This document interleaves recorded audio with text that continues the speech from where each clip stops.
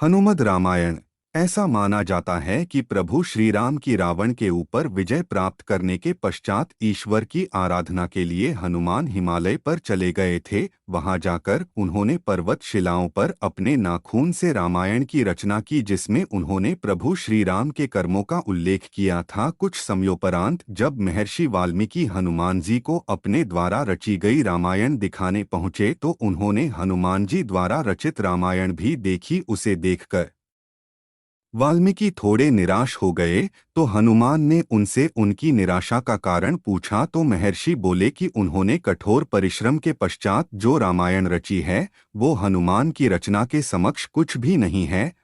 आने वाले समय में उनकी रचना उपेक्षित रह जाएगी। ये सुनकर हनुमान ने रामायण रचित पर्वत शिला को एक कंधे पर उठाया और दूसरे कंधे पर महर्षि वाल्मीकि को बिठाकर समुद्र के पास गए और स्वयं द्वारा की गई रचना को राम को समर्पित करते हुए समुद्र में समा दिया। तभी से हनुमान द्वारा रची गई हनुमद रामायण उपलब्ध नहीं है।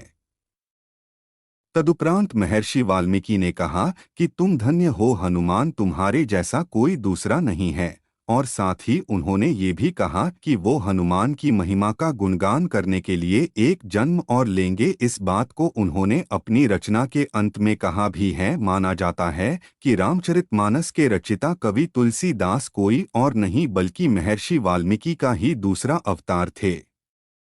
महाकवि तुलसीदास के समय में ही एक पटलिका को समुद्र के किनारे पाया गया, जिसे कि एक सार्वजनिक स्थल पर टांग दिया गया था ताकि विद्यार्थी उस गूढ़लिपि को पढ़कर उसका अर्थ निकाल सके। माना जाता है कि कालिदास ने उसका अर्थ निकाल लिया था और वो ये भी जान गए थे कि ये पटलिका कोई और नहीं बल्कि हनुमान द्वारा उनके पूर्व जन्म में रची गई हनुमद रामायण का ही एक अंश है, जो कि पर्वत शिला से निकलकर जल के साथ प्रवाहित होके यहाँ तक आ गई है। उस पटलिका को पाकर तुलसीदास ने अपने आप को बहुत भाग्यशाली माना कि उन्हें हनुमद रामायण के श्लोक का एक पद्य प्राप्त हुआ।